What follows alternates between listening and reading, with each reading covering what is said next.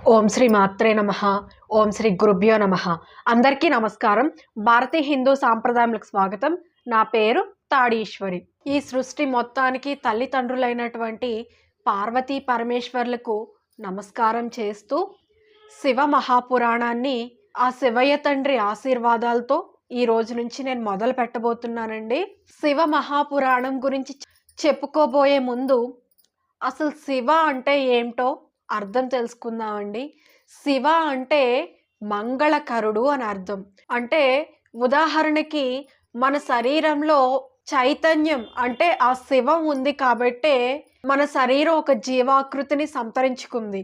అలా కాకుండా మన శరీరంలో నుంచి శివం వెళ్ళిపోయింది అనుకోండి, అది శవం అవుతుంది. కాబట్టి శివం అంటే మంగళకరమైనది అని అర్థం అన్నమాట.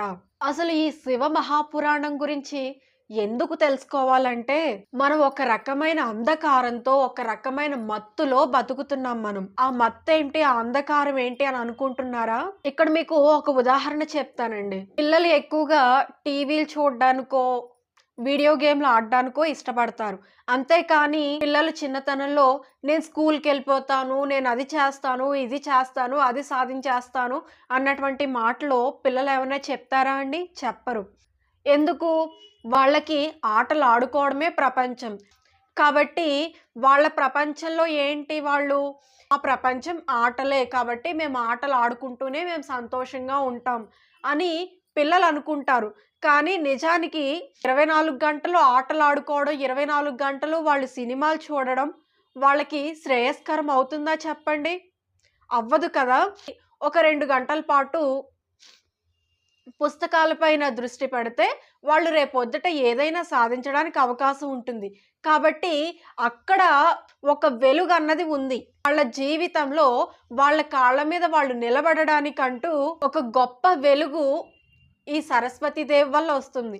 అలాగే మనం ఎక్కువగా ఈ సంసారం అనేటటువంటి ఈ ఊబి గురించే మనం ఆలోచిస్తున్నాం.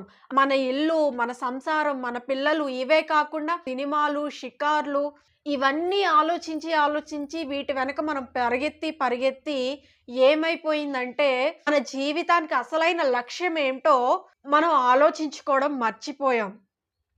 కాబట్టి భౌతికంగా మనం ఒక వెలుగు వెలిగినా అది అసలు వెలుగే కాదు. నిజం చెప్పాలంటే మనం ఒక రకమైన అంధకారంలో మనం బ్రతుకుతున్నాం. ఆ అంధకారం తొలగిపోవాలి అంటే మనం ఏం చేయాలి? మన జీవితానికి అసలైన లక్ష్యం ఏమిటో దాన్ని పట్టుకోవాలి. మన జీవితానికి అసలైన లక్ష్యం ఏమిటి అని అడిగితే కనుక, ఉదాహరణకు ఒక గుడ్డివాడున్నాడు. అతనికి 2 కళ్ళు ఉంటాయి. కానీ అతను చూడలేడు. ఎందుకు చూడలేడు? అంటే అతనికి చూపు లేదు. మనకి చూపు ఉంది కాబట్టి మనం చూడగలుగుతున్నాం. కాబట్టి మనకు ఆ భగవంతుడు ఒక్క ఈ శరీరాన్ని మాత్రమే ఇచ్చి మిగిలిన అవయవాలకి చైతన్యాన్ని ఆయన ఇవ్వలేదనుకోండి, మన కంటితో మనం చూడగలమా? మన నోటితో మనం మాట్లాడగలమా? మన పనులు మనం చేసుకోగలమా? మన కాళ్ళతో మనం నడవగలమా? ఒక్కసారి ఆలోచించండి.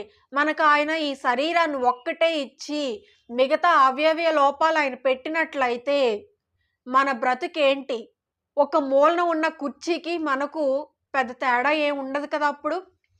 కాబట్టి ఇవన్నీ ఇస్తున్నటువంటి ఆ భగవంతుడు అసలు ఎవరు? ఎక్కడ ఉంటాడు? ఆయన్ని మనం ఎలా చేరుకోవాలి?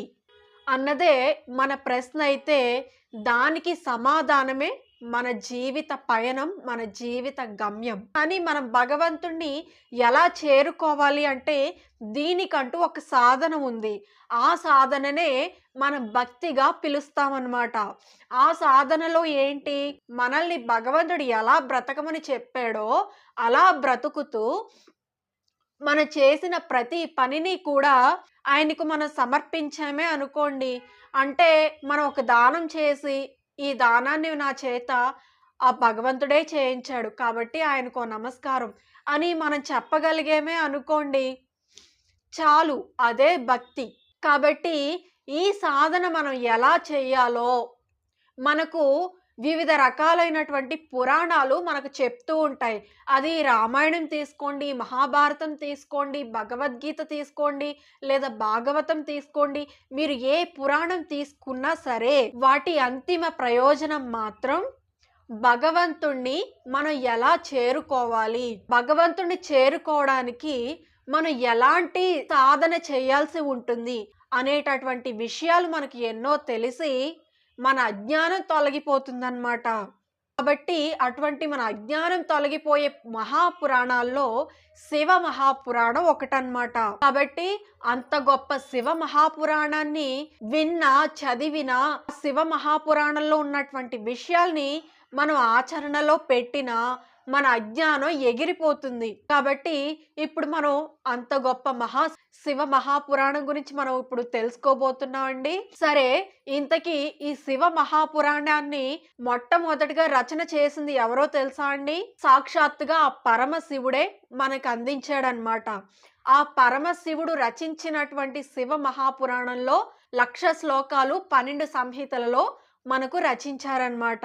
మొట్టమొదటిగా శివుడే రచించాడు అని మీరు ఎలా చెప్పగలుగుతున్నారని మీరు అడిగితే కనుక ఈ శివ మహాపురాణంలోనే వాయు సంహితలో మొదటి అధ్యాయంలో చెప్పబడిందన్నమాట. శివుడే 1,00,000 శ్లోకాలతో ఈ శివ మహాపురాణాన్ని రచించడం ఏంటి అని మీరు అడగచ్చు. ఇక్కడ మీ అందరికీ అర్థం అవడం కోసం ఒక చిన్న ఉదాహరణ చెప్తానండి. అప్పుడే పుట్టినటువంటి పసిపిల్లలు ఉంటారు. అప్పుడే వస్తున్నటువంటి మాటలతో వాళ్ళు ముద్దు ముద్దుగా మాట్లాడుతూ ఉంటారు. అప్పుడు నేను అమ్మని, అలాగే ఈయన మీ నాన్నగారు అని మనం ఆ పిల్లలకి చెప్తామా లేదా అండి? మనమే కదా ఆ పిల్లలకి నేను అమ్మని, ఈయన మీ నాన్నగారు అని చెప్తున్నాం కదా.